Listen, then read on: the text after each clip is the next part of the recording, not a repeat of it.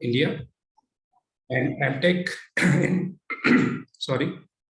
in 2009 from Guru Gobind Singh Indraprasth University, Delhi, and PhD in 2016 with specialization in wireless sensor network.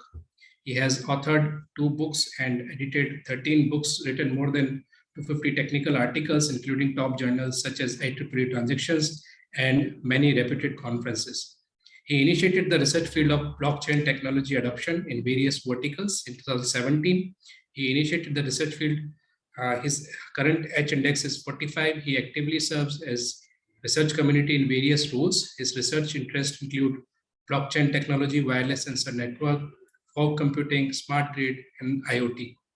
He's a senior member of IEEE, member of CSI, IENT, ISTE, and CSTA, and member of the Technical Committee on Tactile Internet of IEEE Communication Society. He has been awarded the best research paper from many reputed international conferences. He has served many international conferences as a member of the organizing committee. He is also serving the editorial board of Computer Communications, International Journal of Communication System, and Security and Privacy. He is also leading the ST Research Laboratory, where group members are working on the latest cutting edge technologies. We welcome you, sir. Now you can start your session. Thank you. Thank you very much, sir. Thank you very much for this brief introduction. So let me first share my screen and then we will start the agenda for today's discussion. Yeah, I believe that my screen is visible to all of you. Yes, sir. Yeah, perfect. So let me open the pointer also. Yeah. So first of all, good afternoon to all of you. I believe that after taking lunch, sometime for the speaker, it is very tough to take the session, but be with me for the next 1.5 hours. We are going to discuss about what is the role of IoT and smart grid in the development of smart city. But before starting the technical presentation, let me just say thanks to the organizer for giving me this opportunity to share my views related to IoT smart grid in the development of smart city. Okay, so before starting my technical presentation, let me just share the disclaimer statement with all of you. So whatever presentation I'm going to discuss with you in the next 1.5 hours, I want to discuss with you my experiences with my UG, PG, and PhD students, especially in an application-oriented domain, not restricted to the computer science only. Some of the aspects I'm going to discuss in electrical engineering also, touching the interdisciplinary field also. I believe that when any researcher or any academician or any person, they explore any kind of technology, then they are having their own perspective. So don't consider whatever I'm going to discuss in the next 1.5 hours with you as a strict guideline, because everyone is having their own viewpoint when it comes to exploring a particular technology. Okay. And the content of this presentation I have prepared from taking the document, the screenshots, or some literature from various published articles. Some are our own contribution. And I want to give the due credit to all the researchers, those who have already contributed in the area of IoT smart grid, particularly for the development of smart cities. So this is the disclaimer statement, and the sole objective of using their content is only for the academic purpose. There is no commercialization involved. Okay. So now what is the session outline that what we are going to discuss in the next 1.5 hours? So I have divided this entire talk into 3 segments, and we will see that up to what extent we are going to cover in the next 1.5 hours, because up to 3 p.m. Is the time limit given to me. So in the first part, we are going to discuss about what is the role of IoT, particularly for the development of smart city. What are the different, I'm not discussing about the fundamentals of IoT, just touching the brief introduction of the IoT only in one slide, and then we will see what are the different technologies those are contributing to the development of the smart city. So the first part of my presentation is particularly related to the contribution of IoT technologies for the development of smart city. In the second part, we are going to explore what is the role of the smart grid and how the smart grid is different from the traditional grid. and how it is going to contribute to the development of the smart city. And if the time permit, then we will take one use case. That use case is already published in one of the top tier conference. This is our own contribution. And this paper was published in Infocom conference, which having index, H index of more than 200. So this is the ultimate agenda of this 1.5 hour conversation that I am going to discuss, or I am going to share with all of you. Now, everyone is having this kind of dilemma that, or this curiosity that why this talk is so important for us. And as a speaker, it is also my duty that after attending this particular session, all of you are familiar about nut and bolts of IoT and smart grid. So this is the first takeaway. As a speaker, it is my duty that after attending this particular session, you all are aware about the nut and bolts of IoT and smart grid, at least some fundamental aspects. Then the second takeaway for you people is what is the technological revolution in IoT or in smart grid, where right now the communities are working in order to contribute to the smart city. If I take an example of IoT and smart grid, this is the third takeaway or third learning objective. And the fourth learning objective is what are the different components of smart city. Let's say, for example, after attending this particular session, you are very much inclined towards working in the area of IoT and smart grid, and your application is you want to build up some kind of prototype for the smart city.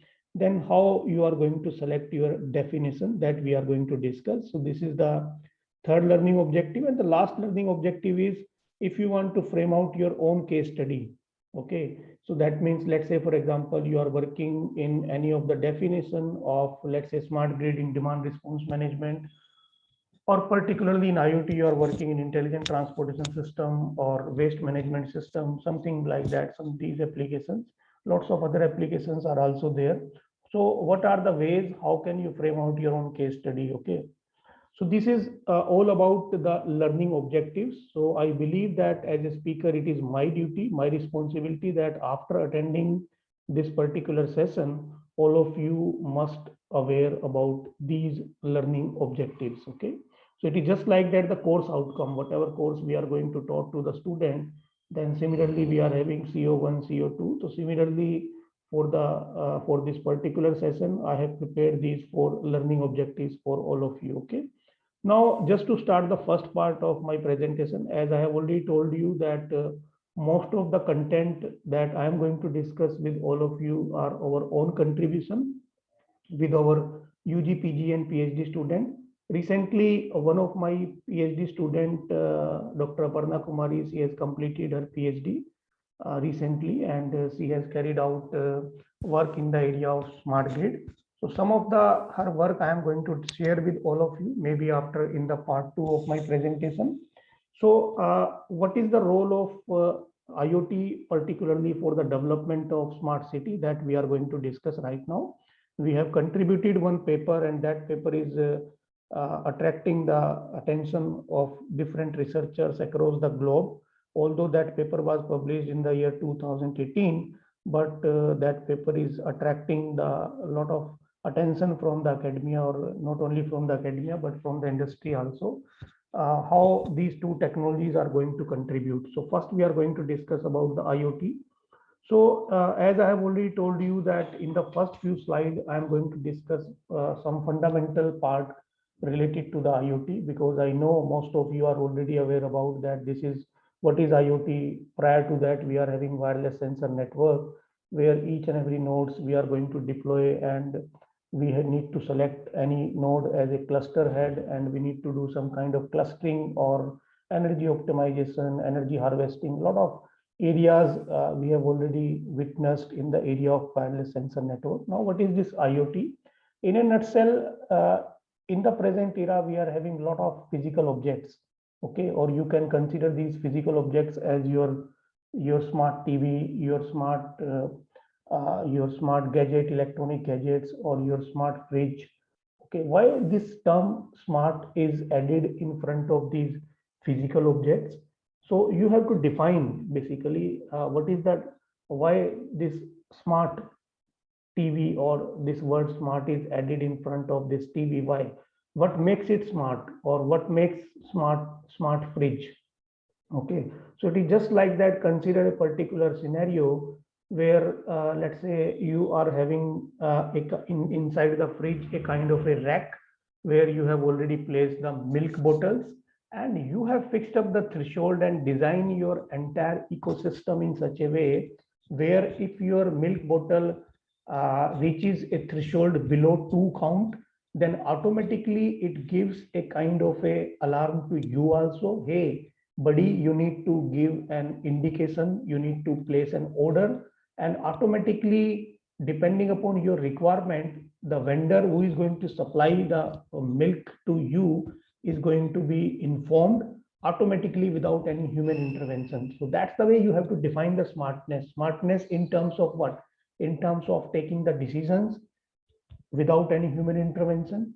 So lots of physical objects are nowadays we are having, or if you refer the literature, we can also call them as a things basically. Okay, so ultimate objective of these physical objectives, we need to frame out a network of these physical objects. For what purpose? In order to take part in the rational decision making process, where they are interacting with each other, they are generating some kind of data, they are collecting some kind of data, and at the same time they do some kind of analytics over that collected data.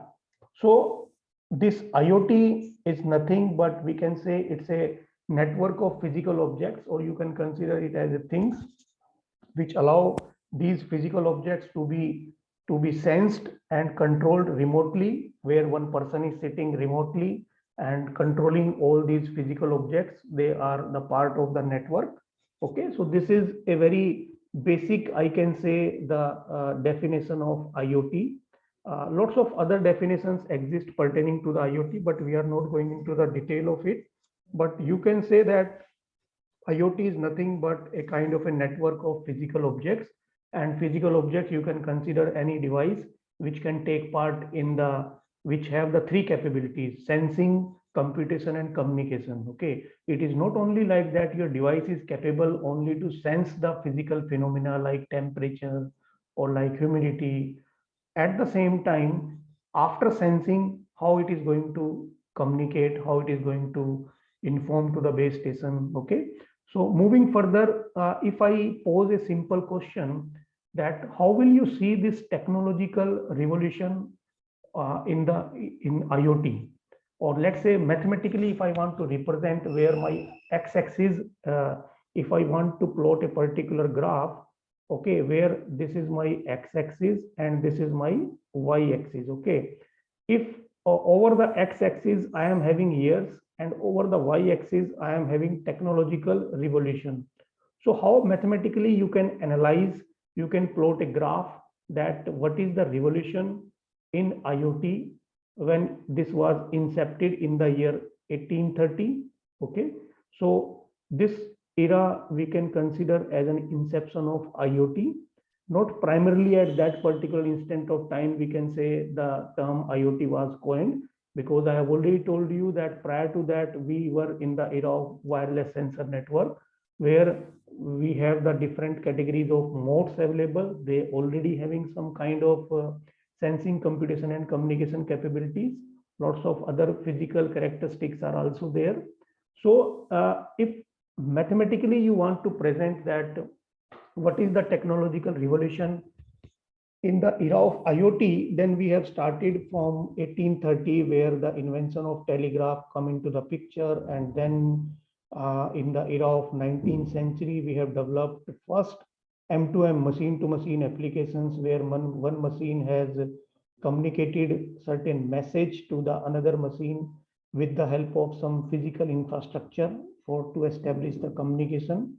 And then this era goes on, and if we see in the era of 2020, then it is estimated that more number of IoT devices are going to be connected, and we reach to the 30.3 billion. This different predicting agencies are having different viewpoint when it comes to analyzing this ever evolving uses of these IoT devices. Okay, So now why, according to me, it is very, very important to analyze a particular technology in which you are already working or you are willing to start your work.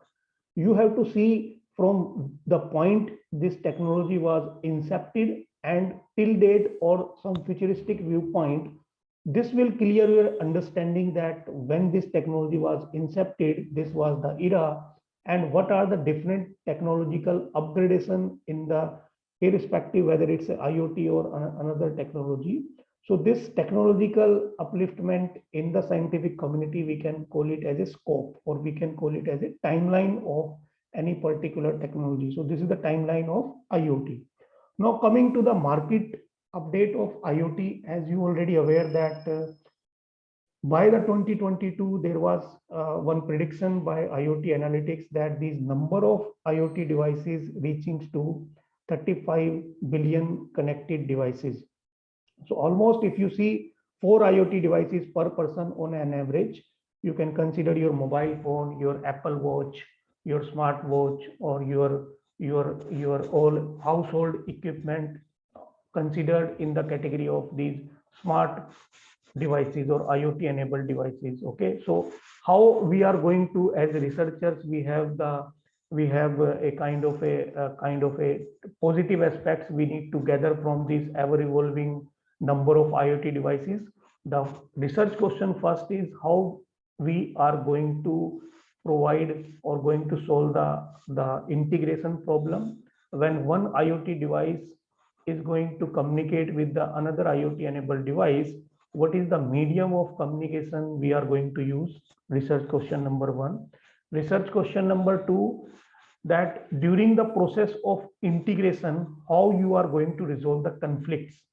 When you go for real-time implementation, then scenario is altogether different. Okay, so this is research question number 3, where as far as the communication infrastructure is going to concern, we have a lot of cellular IoT enabled technologies like 2G, 3G, 4G, or 5G also. Beyond 5G, people are talking about 6G also. Okay, so now moving further, what is the worldwide scenario of market drivers in IoT? So already you know that China is the leading player in the IoT segment particularly.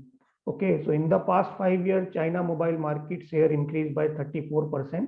And the reason we all know that, what is the reason? Because the government is supporting the self-sustained based business and entrepreneurship, where they are providing a lot of opportunity to the young generation to have their own startup. Instead of joining a particular company as a employee, you have to, how you can become an entrepreneur. So that is the main reason why the China is leading now in the communication, not only in the IoT sector, but in all the communication sector. So this is the worldwide scenario pertaining to the IoT. Now, if you just Google it, why I'm telling these things, these figures to you, because this will motivate you to select IoT as an area which has a lot of potential for you people to contribute in this area. Okay, and later on we will see that how it is going to contribute to the smart city. Okay, first we are going to discuss some fundamental stuff, and then we will take some of the use cases in realistic, some solutions we are going to discuss. Now let me just forget about what is mentioned in the PPT. I will tell you in a very simple way. Let's say I want to just, I'm curious about to know that what are the possible applications of IoT. Let's say as a student, I am very much passionate to work in the area of IoT. Now the next question comes that what area under the umbrella of IoT, or what application under the umbrella of IoT I am going to select. So if you just type applications of IoT in the Google, you will find a lot of areas. Then it gives a kind of a confusion to you that which area is relevant or which area is okay with you to proceed further. So in order to get the answer of this question, this slide is little bit helpful for you, where if I talk about in terms of the popularity score based upon the SEO, search engine optimization technique, then we can say that people are searching more about IoT with respect to smart home applications. Okay, so 100% I can say that This is going to be the scenario with respect to the searching of applications of IoT. Then comes to the wearable devices, whether these wearable devices are to be used in the healthcare sector or as a athlete to tracking some kind of physical parameters. Then comes to the smart city, and at the last we are having smart farming, which includes your precision irrigation, precision agriculture. Okay, so this is the worldwide application adoptability among the community across the globe. So major portion is taken care or captured by the smart home applications under the umbrella of IoT. Now moving further, now what are the basic building blocks of smart city with respect to the IoT? There are certain few examples, or I can say, like if you take an example of Tokyo city, the city of most significant population density of more than 38 million residents. So such a populated city definitely requires some kind of support from the government side, not only in terms of the energy distribution, but in every segment of the government services. Like if I take an example of Delhi, Delhi is the second largest city globally among Shanghai and Beijing. So according to the recent forecast by one of the predicting agency, they predicted that 60% of the world population will live in major cities by 2030. And can't you believe that if the 60% of the world population shifted to live in major cities like Delhi, Tokyo, or Calcutta, Chennai, then these, what are the consequences? So as a government or as a stakeholder, this is going to be a big motivation for the researchers or for the industry to come up with a kind of a solutions that if the 60% of the entire world population live in these major cities, then there should be some problems like urban settlement, like your fresh water scarcity, the pile of garbage, how to tackle these garbage, air pollution, traffic collapse. These are some of the issues or consequences because of this urban settlement that I have listed here. But this list is endless, I can say. Okay. So now what is the next part that you need to take care? The next part is that in order to make these cities into the smart city, we need to convert these cities into the smart city. But in a layman, we can say that how we can convert a particular existing city into the smart city, because it is just like that. You cannot convert the entire city, but if you start from the scratch and you start from a one segment or the one area, one locality of the smart city or the city that you have selected, and you all already aware that government of India has already identified a lot of number of smart cities. But when you go in these cities, then sometimes you realize that, okay, when it comes to the smart transportation, then I don't feel any kind of difference.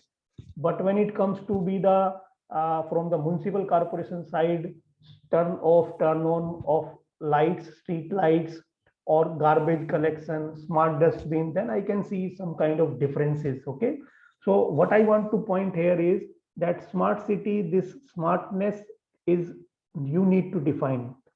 So smartness in terms of what? Smartness in terms of traffic management, smartness in terms of education, in terms of air pollution, in terms of healthcare, in terms of gas and water leak detection, in terms of parking, in terms of intelligent transportation system, in terms of providing clean water to the citizens living in the city. So this smartness definition is definitely having the different perspective altogether. Okay, but in nutshell, I can say that it is going to provide a kind of a efficient services or uninterrupted services to the citizens who are living in the city, which you think that you want to convert, or your government want to convert that particular existing city into the smart city. This is the broader perspective of the smart city, where we have network of intelligent cities or different technologies. They all are coming together to give a kind of a consumption related to the different resources. And after that the technology, just a minute.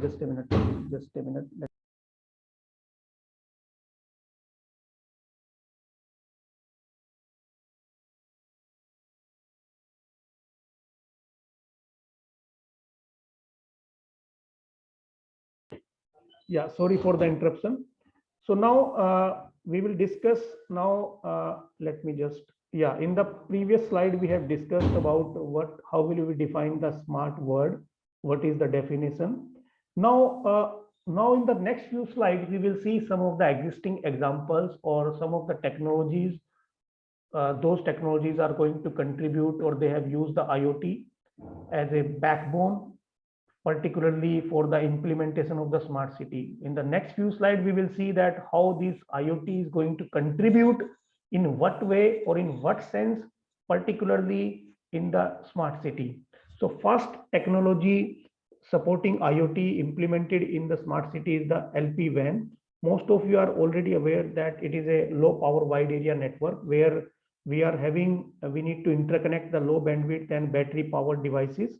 Okay, and why there is a requirement to connect these low powered, low bandwidth and battery powered devices, because we need to enable them the low power consumption, and we need to keep track, or we need to give a long range of connectivity. Specifically, this LPWAN is designed for machine to machine communication, particularly in the segment of IoT, and it improve the efficiency and optimize the speed, which ranges from 3 kbps to 375 kbps. This is one of the architectural viewpoint of LPWAN, where low power wide area network is used for a particular cellular M2M network, where we have hosted in this particular, see, there is a kind of a server. You have hosted the server using some kind of AWS kind of service, and through that particular case, you are going to access the different services like healthcare or like smart society, intelligent buildings, different verticals you can use. So this is the first technology which support the IoT implemented LPWAN. Second one is the RFID. RFID is not a new technology, radio frequency identification. A lot of examples we have already seen on our daily life also. If you go to a particular mall, automatically you have taken the 1 month, or you can say 1 year subscription from them, parking, free parking, or some kind of payment you have already made, then they are going to provide a kind of a tag, which we can call it as a RFID tag to you. Okay, let's say if we see in this particular example, so where one car is heading towards this particular barrier, and this car is having the RFID tag installed inside the car because the person has already paid the required fees, or the person is a legitimate person to enter in this particular building. So this entire information is to be captured by the readers or via radio waves. This is the device, and this device will transfer the data to this particular machine, and automatically it gives a kind of a message to this particular barrier. It will open automatically. Okay, so a lot of application of RFID we have observed, or successfully they are in place, like hospital infant tracking. If you want to track infant in hospitals, you want to have a kind of access policies you need to design, or some kind of vehicle tracking you need to do, some kind of real-time location system, smart parking, lots of other examples or other applications where people have already used this RFID. Now moving further, this is the second technology supporting to IoT, particularly for the building of, or I can say the basic building block for the contributing or for the development of smart city. The third one is wireless sensor network, where this is going to be a kind of a agriculture farm, where instead of one way is you are having a kind of a tube well, where from that you are having a direct path to this particular segment of your farm, and ultimately the water is following that particular path to reach to this particular farm path, basically farm segment. Now the second way is, nowadays people are using drip irrigation, people are using precision irrigation, people are using smart agricultural techniques, or people are using precision agriculture also. So what are these basically? It is just like that. I will quote a very simple example. Everyone, most of us having tulsi plant in our home. And this is our tradition since our childhood, that we take a mug of water, and every day after taking bath, we just give the water to the plant, one mug of water or one glass of water daily to the tulsi plant. So this is the normal tradition that in the most of the house we are following since our childhood. But now looking at the technological perspective, I can float a question. Have you asked from the tulsi plant that whether the tulsi plant need water on every day or not? There is a big no. Okay, so how can you convert this particular theme into a more technological aspect? You have to deploy one humidity sensor into the root of that particular tulsi plant, and make a kind of a Zigbee kind of infrastructure, and make a kind of a connectivity between that sensor with your laptop or with your mobile smartphone. And then depending upon the level of sensor captured by the sensor, like humidity or moisture content, according to the Indian Council of Agriculture Research guidelines, you have to fix up the threshold and give it a kind of a threshold, that if the threshold reaching to this particular boundary, then this plant needs the water. So a lot of examples in Kerala we have already noticed. If you just Google it, you will also find lots of examples where people have already used these technologies, not only to save the water, but also the productivity is going to be increased. Okay, so this is the third technology which is going to contribute to the using the IoT, which is going to contribute to the smart city or basic building block for the smart city. The third and important one is the Li-Fi. Okay, so Li-Fi, let me just give you what is Li-Fi, and then I will tell you the scenario in India, that where the government of India has already implemented Li-Fi based system. So Li-Fi is a light fidelity. It's a bidirectional wireless system, particularly deployed in such area where the population is very less, and there is no chances to establish any physical infrastructure.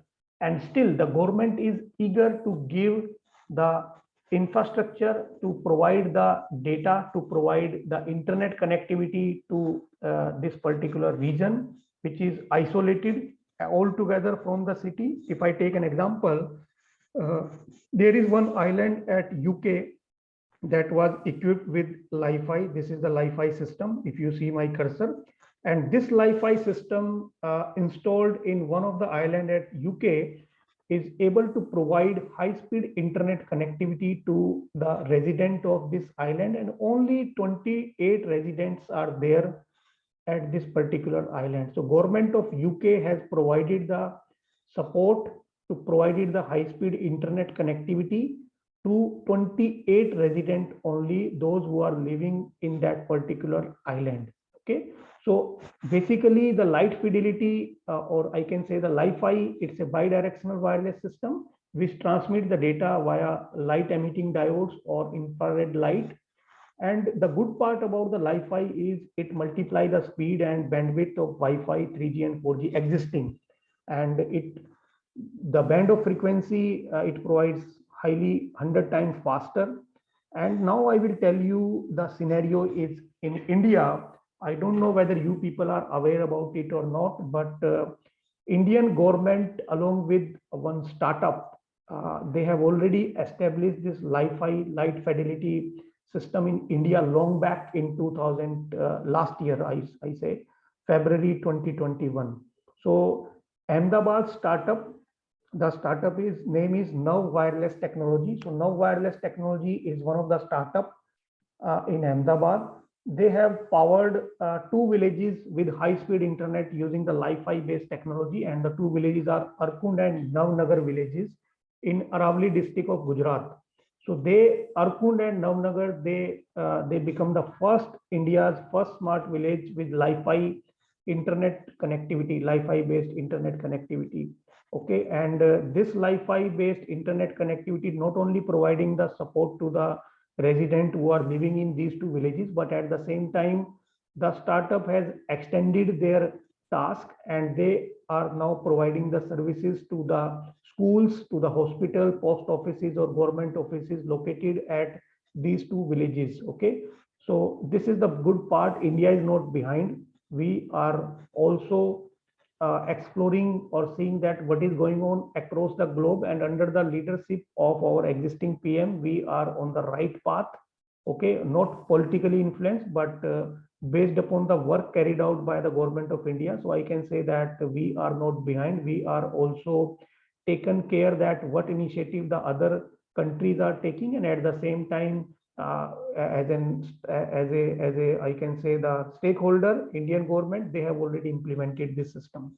Now the next and important technologies supporting the smart city or the basic building block for the smart city is the MQTT, very popular protocol, MQTT, message queuing telemetry transport. Okay, so MQTT is, it's a very lightweight message passing protocol. It's a publish subscribe model basically, and particularly it is designed for machine to machine applications, where these applications provide some kind of low bandwidth environment, like very popular in wide variety of industry 4.0 applications. If you consider automotive industry, manufacturing sector, telecommunication industries, or smart home. So in this particular example, you can see that this is going to be a kind of a device. I am just speaking in front of the device. Hey, can you turn on the light of kitchen? Okay, so there is this Heroku is what, this is the cloud SaaS based service, third party service, and then from this third party service, which is a cloud based platform, this will reaches to the device, and ultimately the device is going to transfer this message using the MQTT platform, and ultimately it turn on the light in the kitchen. So this is a very basic example. A lot of other examples exist where people or the researchers, they have already used the MQTT protocol. So MQTT is also one of the basic building protocol. Now moving further, so up to that we have discussed about what is IoT, what is the timeline in the IoT or the technological advancement in IoT, and what are the technologies, those are directly or indirectly basic technology, those are contributing to the development of the smart city. Believe me, we cannot quantify. There are number of technologies available which are directly or indirectly contributing to the smart city. Out of these, we have discussed only 5.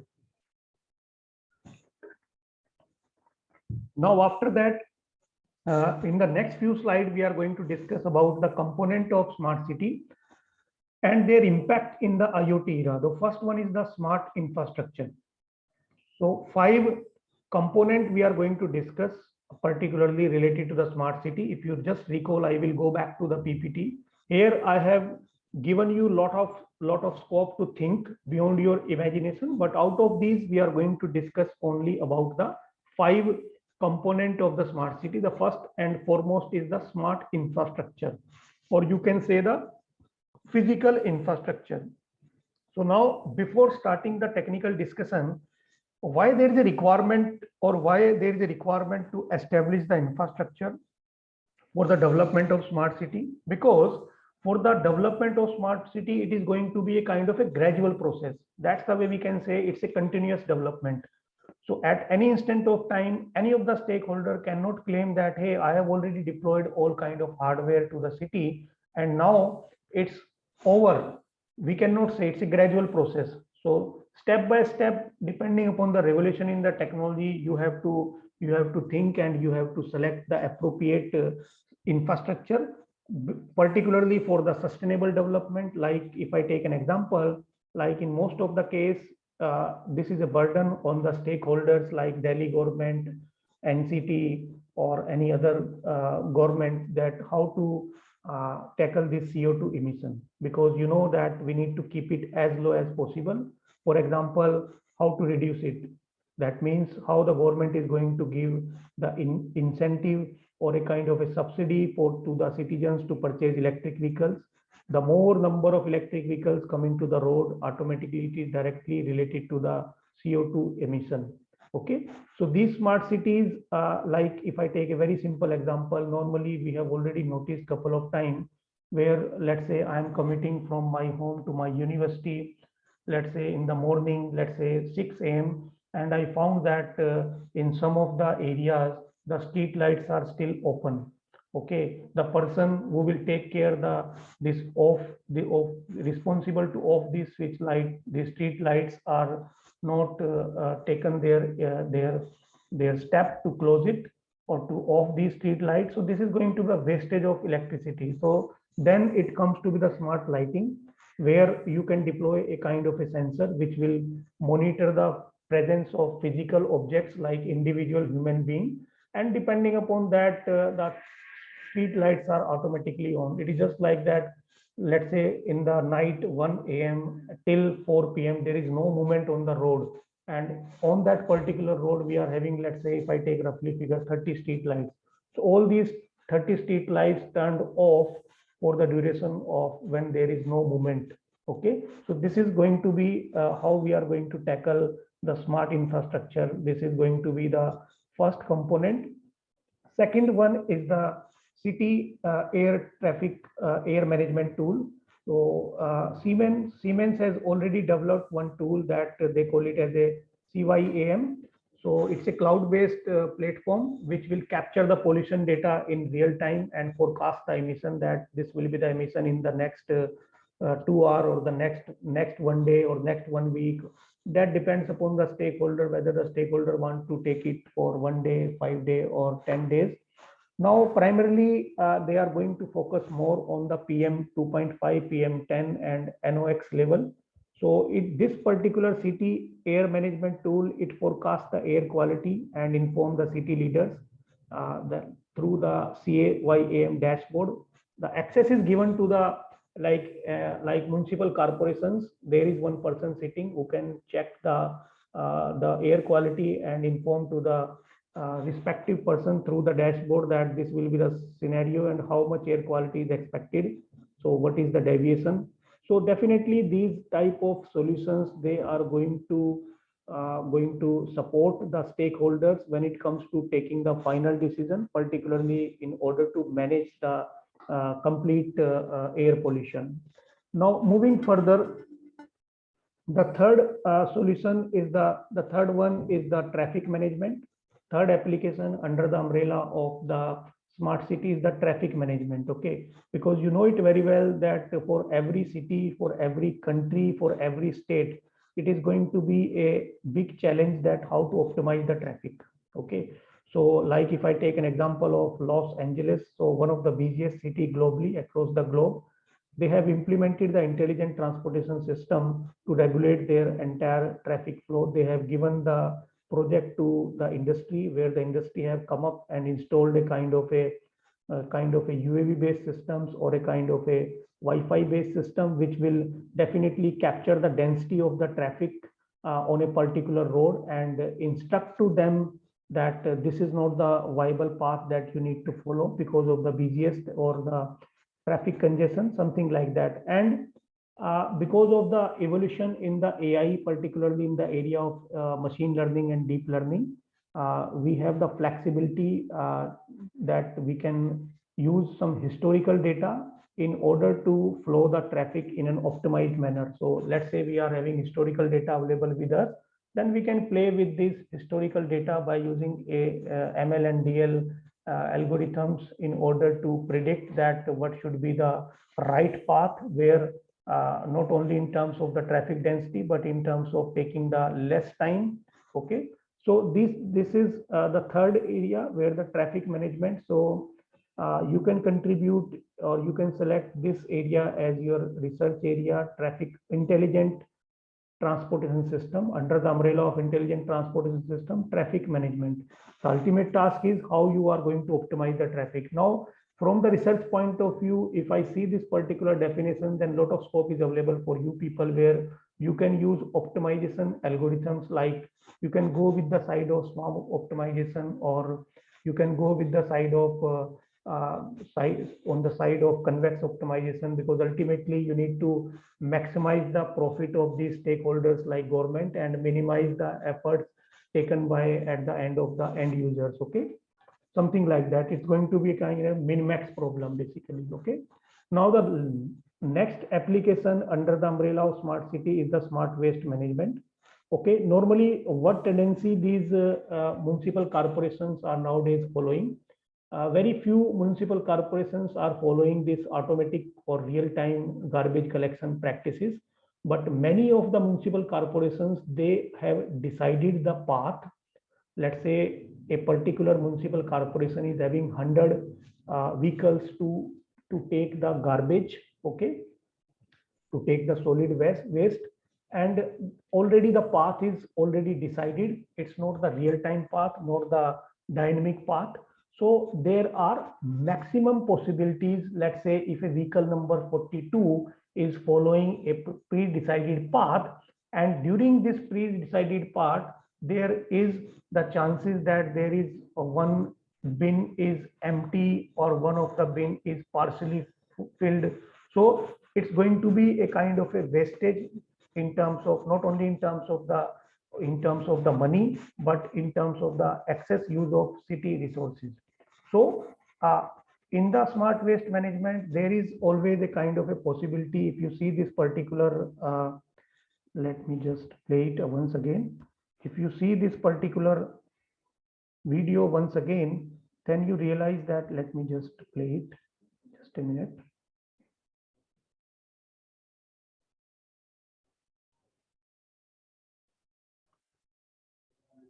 Yeah, you can see that this is a vehicle which is following a particular path, but after that, if the bin is empty or the partially filled bin, then it is going to be the wastage of resources.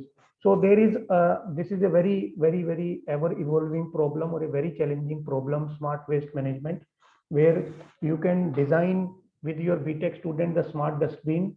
A lot of smart dustbin concepts are nowadays available, but there is hardly very few dustbins which are in a position to segregate the garbage. Okay, so garbage segregation remains to be a problem. Otherwise, the person having at the point of garbage collection center, they have to do it manually. So is there any mechanism available during throwing the garbage to the dustbin? The dustbin itself will segregate it, that this is the wet garbage, this is the dry garbage, something like that. So segregation remains to be a problem. Research question number 1. Research question number 2 is the cost. So if as a prototype you are going to build up any smart dustbin, then how you are going to reduce the cost of the smart dustbin? Unless and until you are going to reduce the cost of the smart dustbin, then only the stakeholders are going to purchase it. Research question number 2. Research question number 3 is, if you want to use some kind of renewable energy sources over that particular dustbin in order to make it more energy efficient, this is research question number 3. Likewise, you can frame out couple of research questions in order to contribute to this segment of the smart city, that is the smart waste management. Now moving further, some of the slide I am just skipping. This is some of the basic building block, where how can you use a particular light sensors in order to just control your smart home. Okay, and we have a lot of example we have seen in our society also. When the tank water overflow from a particular level, then the sensor will automatically activate and give the alarm that there is a requirement to close this particular motor, or motor is automatically closed, something like that. Okay, so these are some of the applications of industrial actuation, basically, where these sensors plays a very important role, and we can call them as a basically the basic building block for the IoT. Some of the slide I am just skipping because these all are the fundamental slides. In case of autonomous vehicles also, we have a lot of applications of IoT, where we have deployed, the stakeholders have already deployed, or the companies like Tata Motors or other companies, they have already deployed the sensors. So it is not like that whenever you are on the road and heading towards, and you are having during your journey you are having a cave and some darkness will appear, and then automatically your light will turn on without any human intervention, something like that.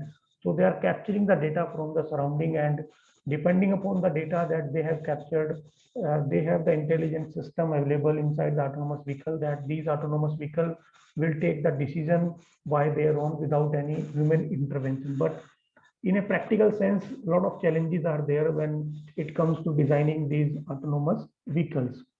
This is car sensing, a very popular example, particularly the cities like Delhi or Mumbai or Calcutta. A lot of example we have seen where one car is not maintaining the proper distance, horizontal and vertical proper distance with the other vehicle. Okay, so how to provide the solutions to them, that whether it is going to be a kind of alarm when this threshold is going to be compromised. So that is area we can call it as car sensing. Car sensing is also one of the area where a lot of research is already going on, that during the vehicle is on the road, and how you are going to provide the instructions to the driver who is driving this car, or if it is a autonomous vehicle, then how you are going to control this vehicle in order to maintain the proper distancing in vertical segment or in horizontal segment also. This is also one of the area where research is going on. Robot sensing is also one of the area where a lot of research is going on, where you have to make these robot intelligent in terms of taking the decisions. Let's say you are developing some kind of product, and this is a complete automatic process, and during the product delivery, how can the robot is in a position to segregate that which product is faulty or which product is not faulty, something like that. So this is also one of the area, robot sensing, where this IoT has contributed a lot, although it's a multidisciplinary area. Directly, this area belongs to mechanical engineering background, but it requires expertise from electronics also, from computer science also, some mathematical person also in order to do proper calibration and all. Now, some of the slide I am just keeping. So next part is the smart grid. This is the end of our first part of our presentation, where we have discussed about how this IoT is going to contribute to the smart city. Now, in the second part, we will see that how the smart grid is going to contribute to the development of the smart city. But prior to that, let me just tell you that what is the meaning of this smart grid and how this smart grid is different from the traditional grid, and what exactly the differences between the traditional grid and the smart grid. Okay, and then we will discuss the research problems pertaining to in the area of smart grid. Okay, so this is your smart grid. We can say that smart grid is a one-way flow of electricity. Okay, it is just like that. You can take the electricity from the grid, but at the same time, if you have installed on your rooftop some kind of renewable energy sources, so whether you are in a position to give the energy back to the grid, in the Indian context, particularly in majority of the portion, I can say that, not in the most many, all, there is big no. Okay, in countries like Germany, lots of people, they have deployed the renewable energy sources, or they are generating the energy not only to fulfill the requirement of their own house, but at the same time, if they have some surplus energy available with them, then they are in a position to give energy, this energy back to the grid also, and they are getting some kind of incentive, some kind of monetary benefits they are also getting. Let's say the house is closed for the next 15 days, they are not in a position to use this energy, then it's a wastage. So how to do it, how this is going to be converted into a fruitful or a kind of a viable platform for them. So if they have the both the flow available. Okay, so this is, if we are having the one way of flow of electricity, then that we can call it as a traditional power grid. Okay, so what is the smart grid? Smart grid provides the energy in a controlled and smart way. That means the two-way flow of electricity, bidirectional flow of energy. You can sell the energy, you can buy the energy. Okay, it is just like that. If I require, I can take the energy. If I don't require, I have the surplus energy, I can give the energy back to the grid also. So that technology, we call it as a smart grid basically. So this smart grid improved the reliability, efficiency, quality of service, and security of the grid, of this traditional grid, and at the same time it act as a basic building block of the smart city, because whatever smart devices you are having, in order to take the optimum benefit from these smart devices, definitely you require electricity. And unless and until you are having the electricity at your home, you are not in a position to fulfill the required task from the devices that you have installed at your home. Okay, so this is about the smart grid, and it consists the bidirectional flow of data and electricity, the automation using some kind of new technologies, and the demand response management. So some of the aspects of demand response management we are going to discuss. This is one of the promising research area where you can contribute. Okay, demand response management. We will discuss about this demand response management in a couple of minutes.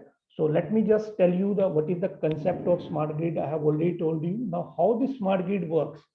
So in this particular presentation, if you see this particular slide, we are having three layers. Okay. In the first layer, the energy is getting generated from the different sources like wind, like solar, like thermal power plant, like the coal or the nuclear plant or the hydro plant. So once the electricity is getting generated from the different sources, now the next step is how this generated electricity is going to be distributed to the different stakeholders. Stakeholder means your residential sector or your commercial sector, your industries. Okay. So once the electricity is generated, then as a computer professional, I can say, then your role comes into the picture that how you are going to distribute the energy to the different stakeholders. Okay. Stakeholders like, because once you are going to distribute this, then you need a kind of a transmission system. So this is about all about the transmission system. And then who are your end users? Your end users are like your electric vehicles, your industries, your commercial buildings, your residential houses, or all these are having the smart meter. Okay. So why this meter is called smart meter? Because this is a IoT enabled meter. That's the way it is called the smart meter. It is not like that in case of the old meter, there is some scope available to do some kind of forgery or some kind of cheating, basically, I can say. But in case of smart meter, they are intelligent in terms of taking the decisions, and whatever energy is coming to the smart meter at the end, by simply pressing a single button, the utility provider person is in a position to see that how much money is consumed by this particular person and how much as a from the bill we are generating. It is going to be kind of a one-to-one mapping. So that's the way. If the utility companies are providing to this particular locality, let's say for example X amount of electricity, and they have multiplied it with 5, let's say a factor of 5, then they are expecting X into 5 amount of charges in terms of monetary from this particular locality. If they are not getting that too, considering the energy losses also, then it is going to be give a kind of alarm to them that there is some kind of problem. Okay. So this is the conceptual viewpoint of the smart grid and how it works. Now, ultimately, I have already told you that as a computer engineer, as an electrical professional, or irrespective of your branch, you can contribute in the area of smart grid. And one of the research area in the smart grid is the demand response management, or we can call it as a DRM. So now the next question comes, before discussing about the DRM, first thing is, what is this DRM? So it is just like that, whatever energy you are getting, how you are going to distribute the energy as per the requirements of the customer, as per the requirements of the industries. So this concept, we can call it as a demand response management. Depending upon the response that you are getting from the end user, you are supplying or fulfilling their demands. So it is a strategy used by the utility companies to reduce or shift the energy consumption from peak hour of the day to another time period. Because in India, we are not following the peak hour and off peak hour concept. We are following the flat rate. But in the developed countries, in European countries, or in most of the developed countries, they are following the peak hour and off peak hour concept, where they are having different rate for the peak hours, maybe higher, and they are having different energy rate For the off-peak hour, slightly less than the peak hours. Okay. So this exponential growth in energy demand leads to increase in the demand response gap. There is a huge gap in terms of the demand and in terms of the supply. Now the next question comes, how to fill this particular gap. In order to fill this particular gap, we need to devise a kind of a mechanism which will help in order to fulfill the gap in terms of what? Gap in terms of the system itself taking the demand from the end user and appropriately, without any intervention, supplying the required demand to the end user. Okay. So how it is possible? It is possible with the help of the smart grid. So a lot of research is already carried out by the researchers, like some of the thing I am going to share with you. There is concept of in the demand response is the secure data analytics, because whatever data analytic you are going to take care, or whatever data is generated by these smart meters, those are installed at the premises of the end users. They are collecting some kind of data. Now, whenever they are transferring this data to the utility companies, how will you ensure that this communication is secure? So this is also one of the research area, how to provide the security over the data analytics, over the data captured by the smart meter. So that's the way this SDA plays a very, very important role, secure data analytics, because ultimately for real-time decision making, ultimately we need to increase the effectiveness and stability of the smart grid along with the data security. So a lot of researchers, they have used the price-based DM or incentive-based DRM. Price-based DRM means what? The techniques, those are solely focused on the prices. So based upon the prices, you can take your final decision. Incentive based, let's say if I want to have some kind of electricity that I want to sell back to the grid, so what kind of incentive I am getting?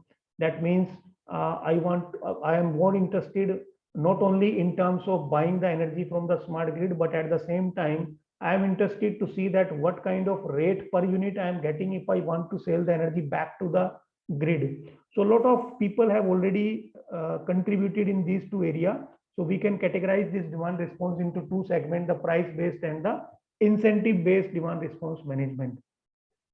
And mixed integer linear programming based systems are also coined, where the ultimate objective is to determine the optimal appliance scheduling. So when to operate a particular schedule, which will definitely improve the energy efficiency. So I will quote a very simple example. Let's say lots of windmills are there in Gujarat or in the different part of our country. So now whenever they are generating some kind of energy from the windmills. Now what is the best time? Can you predict any best time when these whatever energy generated from a particular segment of the windmill is feeding into the smart grid? Can you tell me the feasible time where we have the chances in order to minimize the energy losses? So this machine learning and deep learning is going to help us.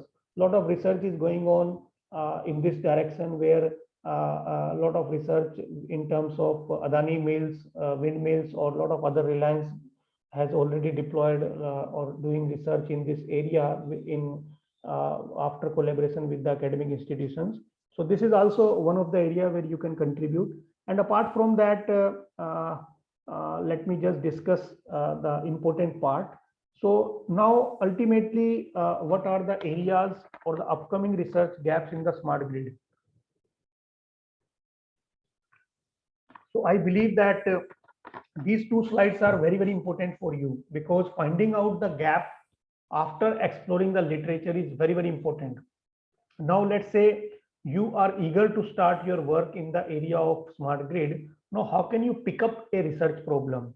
So the first research problem or the first upcoming research gap in the smart grid is the secured energy management.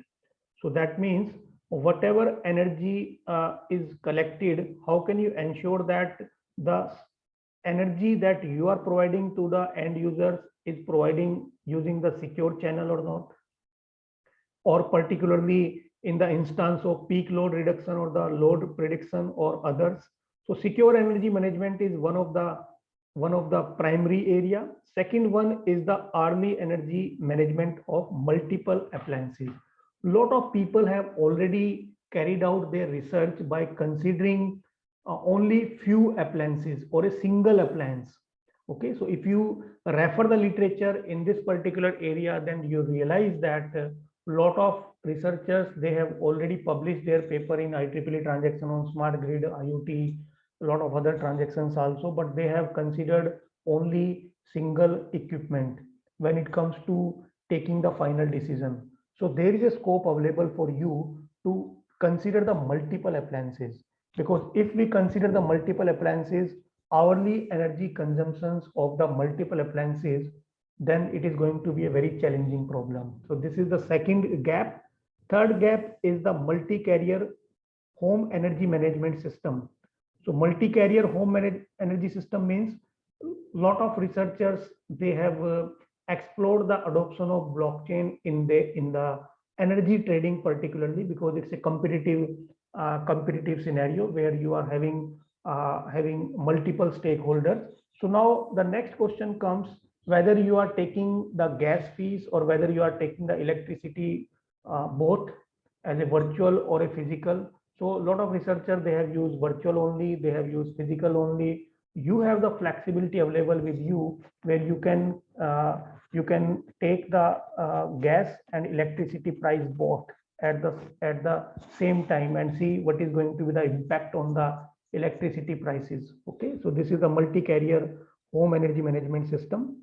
The fourth one is the real-time data access, because in the smart grid, particularly if you take an example of the residential demand response management system, so these systems must be controlled with real-time data access for all the stakeholders. Okay, because these smart meters, those are already installed at the premises of the stakeholders. They are in a real time, they are capturing the data at a regular interval of time. So there are hardly any chances that you are having any miss values, but definitely if synthetically you need to create your data set, then sometime it is required to do some kind of how to tackle these missing values. Then lot of techniques are available in order to handle these missing values. Okay, so this is the fourth area. The fifth area is system scalability. So what exactly the meaning of system scalability here? Because system scalability means if the number of end users increases, up to what extent your design system is going to handle the number of utility companies or number of users. So system stability is one of the research area, and a lot of people have explored this reinforcement learning. Okay, reinforcement learning based demand response management, particularly for the home energy management system, and they have used the Q-learning, other reinforcement learning based techniques. And you know it very well that this is also not our agenda of discussion, what is reinforcement learning, otherwise it will take another 1 hour. But I will tell you in a very brief. In case of reinforcement learning, we are having the agent, and agent is learning based upon the experience. And initially you are not getting any kind of favorable result, but as and when you proceed further, then you depending upon the ability of your agent, and you are getting the fruitful result. So a lot of scope is available for you people to use this reinforcement learning, particularly in the demand response management. And blockchain is my favorite area where you can contribute a lot, because in case of blockchain, it is going to be a kind of a distributed ledger where multiple parties are there, and you want to build up a kind of immutable trusted ledger. So definitely a lot of research is already going on that how to use this blockchain as a security in order to preserve the privacy of the individual and at the same time provide the security to their data. So in case of, if you are eager to use blockchain particularly, then you are having various limitations like system stability, high energy data storage cost, and restricted data storage access. Because in the past, when this technology was incepted, blockchain, then people have dumping the entire data onto the blockchain. But believe me, this blockchain is going to be a very costly affair. So now people are using off-chain based storage. So what is this off-chain based storage? Not required to dump the entire data onto the blockchain. You just try to save only the hash pertaining to that data, And whenever there is a requirement to take the or to fetch any kind of data, the hash required hash is going to be fetched. Okay, so off-chain based storage like IPFS, interplanetary file-based system. So many other techniques are also there which are going to contribute in this area. Okay, so now one of the my PhD student has carried out 4 different aspects related to the smart grid, but I will, because of the limitation of time, I will discuss only the one of the segment of her work. So she has developed a system model for data analytics, and that work was published in Multimedia Tools and Application, very recent work, last year work. Okay, so basically this entire system model is divided into 3 different layers. One is the data collection layer, second one is the data analytic layer, and third one is the decision maker layer. So here whatever data is collected from the different sources, that data is not directly stored onto the blockchain, but we have used in this particular case the IPFS based mechanism. So what is this IPFS? Interplanetary file system based mechanism, which is a kind of off-chain based data storage. Because I have already told you that cost wise, if you need to do comparison on chain and off chain storage, then you also realize that on chain is a very costly affair. So now the next question comes, how you are going to reduce the cost of your entire ecosystem that you are going to build up. So IPFS is one of the mechanism, or once the data is collected, then you need to do some kind of analytics over that data, and then you have to take the decisions based upon some AI based prediction models. So she has already used AI based prediction model. So ultimately, there is she has developed the secure data analytics scheme, and the name of the scheme is Choice for secure data collection, analysis, and decision support. And the data set she has referred, I believe that she has referred the Beacon Street data set, a very standard data set referred by a lot of researchers. And in this work, she has developed the Ethereum smart contract, particularly in order to resolve the conflict between the different stakeholders, because it's a very competitive strategy. So how to reach to a common agreement, then in order to reach to a common agreement, or in order to resolve the conflict, we have used the concept of smart contract here. She has designed the smart contract written the smart contract in the Solidity language. And she has proposed the LSTM based prediction model for big data analytics over the Beacon Street data. And as a tool, she has used Hadoop. Then these analytic reports are generated using the Spark tool. And what are the performance parameters she has considered? The performance parameter like data storage cost, scalability, latency, and the root mean square. She has considered these 5 parameters as far as the performance evaluations of the approach is going to concern. Now I can tell you a very simple thing, that if you are eager to submit or to publish your paper to IEEE ACM transactions, then you know it very well that these transactions are expecting from you that your paper should have at least 3 to 4 pages strong mathematical segment, and that mathematical segment we can call it as a problem formulation. Okay, so like in this particular paper also, I'm not going to detail of this paper. If you want to refer more, this is the paper, and this paper is already published in Multimedia Tools and Application. So mathematical segment is highly required, because whatever problem we have considered, it is an optimization problem where we need to maximize the security, okay, and minimize the latency, and at the same time maximize the revenue of the utility companies. So it is going to be a competitive strategy, because you know it very well that what is this optimization. We need to do a kind of a trade-off, what we need to maximize and what we need to minimize. Okay, so we need to, here our objective is we need to maximize the security and minimize the latency and maximize the revenue of the smart grid companies. Okay, so a lot of mathematical segment is there, but I am not going into the detail of this mathematical segment. And at the same time, who will stop you to maximize this security, minimize this latency, and maximize the revenue of the utility companies? So for the same, you need to come up with some kind of constraints. What are the constraints? So it is going to be an optimization problem. Then in order to make it optimization problem, there are some kind of hurdles why you are not getting the solution, why you are not maximizing it, why you are not minimizing it, because of the reasons. Reason number one, constraint number one, constraint number two, constraint number three, constraint number four. Similarly, you need to frame out your constraints also, because these constraints are very, very important.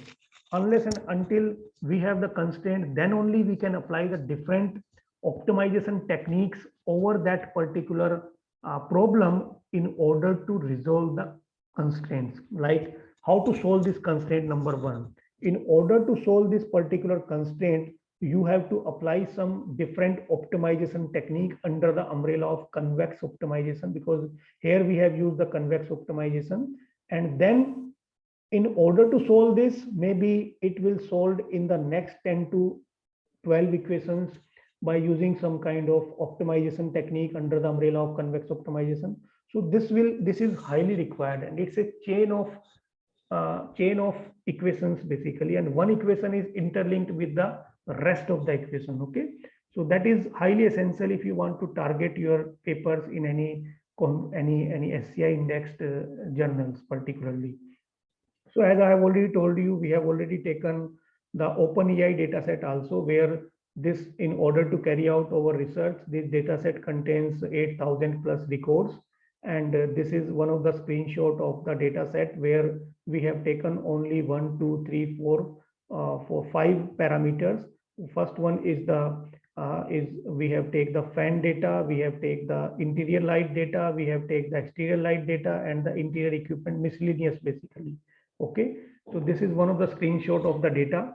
After that, we run our model and predict the energy consumption using the proposed.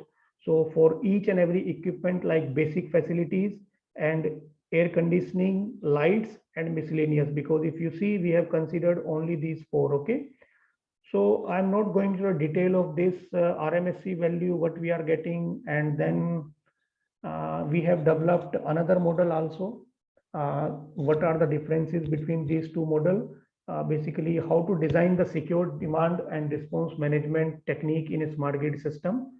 So in order to come up with the solution for this particular question or for this particular problem, we have framed out a unique case study, and that case study was published in IEEE Internet of Things journal.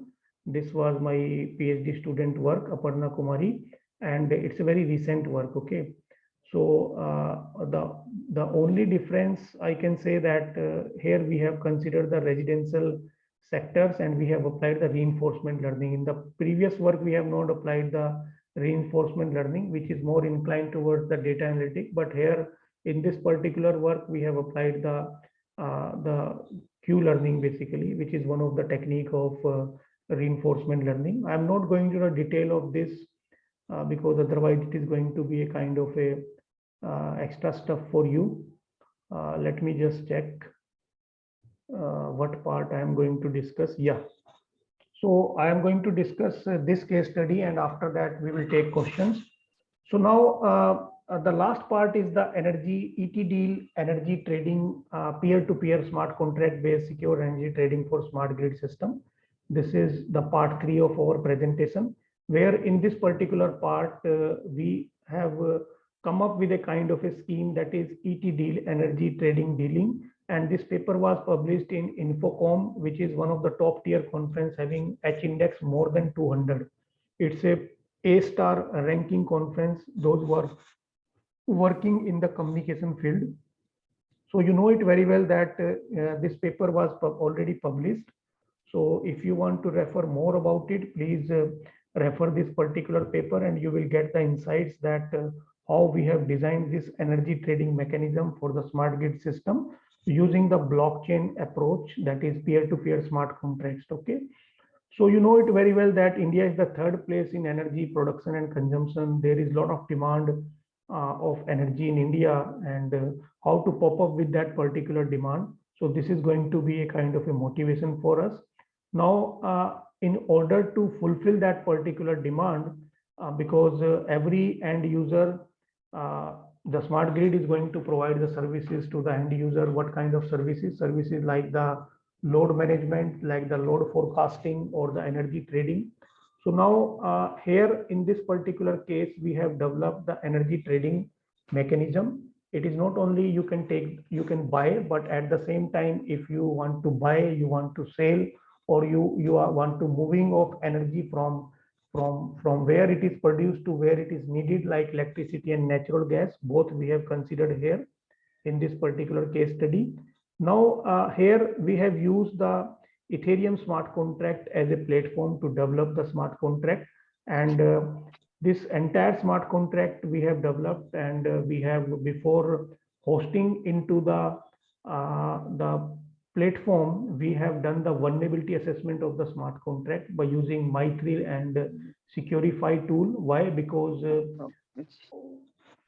anyone have any question? Someone has unmuted. Shall I continue? Hello? Yes, yes, Okay. sir. Yeah, okay, thank you. So ultimately, here we have used the blockchain in order to maintain the security and provide the privacy to the individuals who are the stakeholders of the smart grid. And this solution is going to reduce the maintenance cost and increases the data consistency also, because a lot of people are claiming that this blockchain is going to increase your cost, but here we have used this off-chain based mechanism. As far as the storage is going to concern, we are not dumping the entire data onto the blockchain, but we have stored the data by using the hash. And we have already done, as I've already told you, the vulnerability assessment of the smart contract. So these are the research contributions where there is a requirement to design secure and smart contract for decentralized energy management system. There is a requirement to design unique data access mechanism, because unless and until you define the data access policies, you cannot come up with a kind of a efficient solution. Why? Because in real time, when you go for the implementation, you also agree with me that there are some kind of chances where after the authentication process is over, some of the users started behaving maliciously. It happens practically many times. So it's a very tedious phenomena, very tedious phase, how to handle this particular phenomena.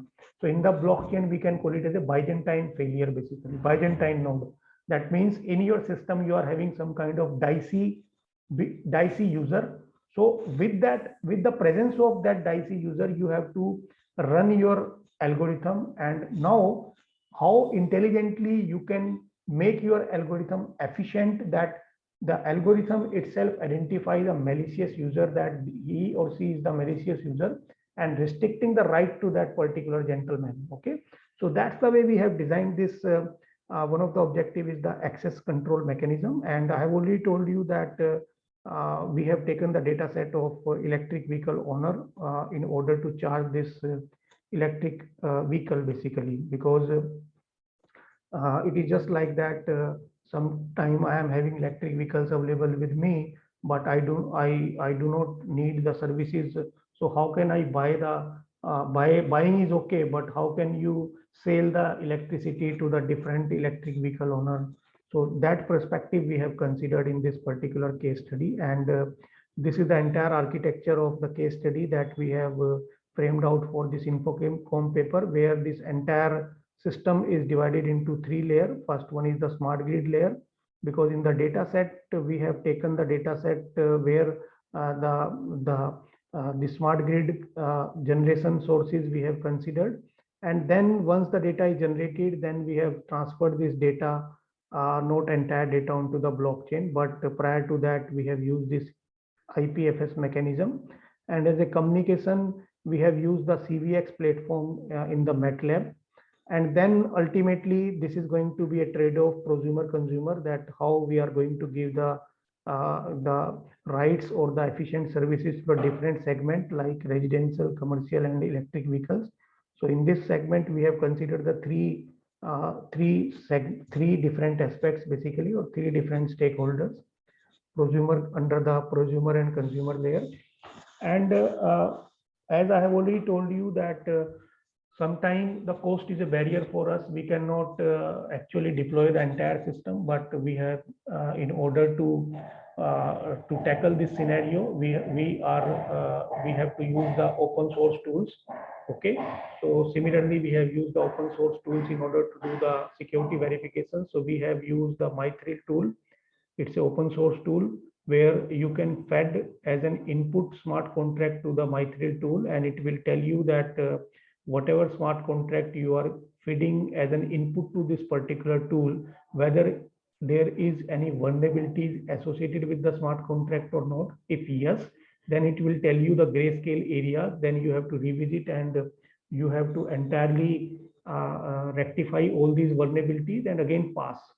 Otherwise, what happens once the smart contracts are deployed, then you don't have any flexibility to modify that smart contract. That's the way before deploying the smart contract in a real sense, you have to do the vulnerability assessment, okay, security verification. Then I have already told you that for the comparison, we have considered the storage cost as a parameter where, but obvious, we have used the off-chain based distributed IPFS mechanism. So the storage cost is much more less, and mathematically we have given the justification in the paper. If you want to refer more, please refer that particular paper where you will get the entire detail.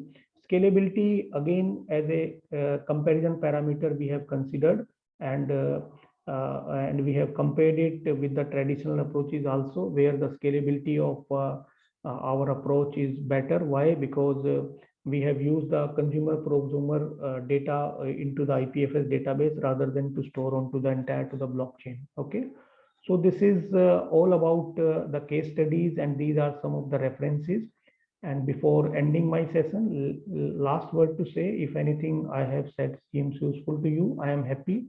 If not, don't worry, just forget all about it. This was said by Honorable Dalai Lama, but slightly in my context, I have changed it slightly that if anything I have said seems useful to you, I am happy. If not, don't worry.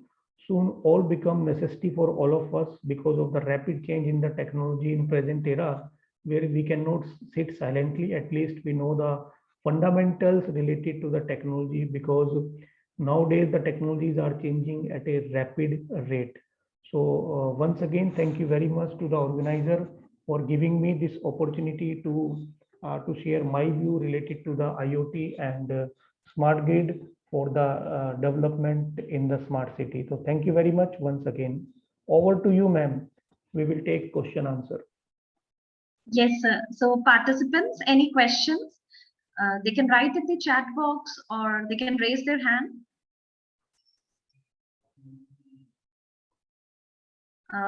It was very nice session, sir. Thank you so much for acquainting and embedding us with such a great knowledge of Internet of Things and smart grid for the development of the smart city, its components, and the impact in the area. And thank you, sir, on behalf of JECRC family for sparing your valuable time and familiarizing us with the grid. And yes, sir, very important thing that you had made us aware of the research gaps, the case studies. Thank you so much, sir. Thank you, ma'am. My pleasure. My pleasure. Sir, one more request. I would like everybody to please switch on their camera, sir, so that we can have a group photograph, sir. Yeah, no problem. But yeah. Yes. So technical team, please give right so that all can switch on their camera.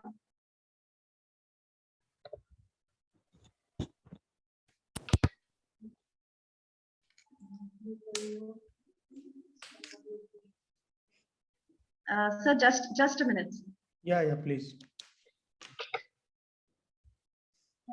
Participants, please turn on the camera so that we can have a group photograph.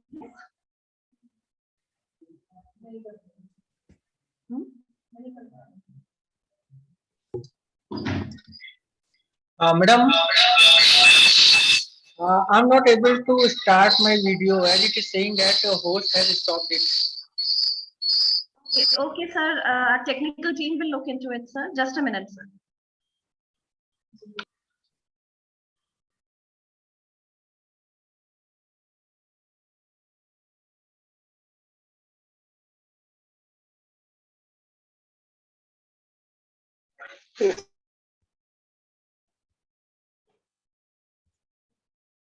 On your video now.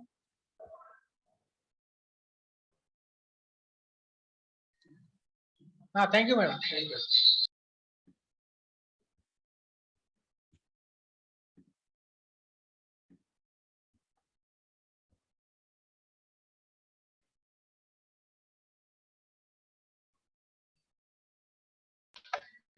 Okay. Thank you so much, sir. Welcome, my pleasure, ma'am. Okay. Just a small note for participants. I am here sharing the attendance link on the chat as well as in the group. Tomorrow we have a session by Professor Rajiv Kapoor at 9 in the morning. I'm just sharing the attendance link here in the chat.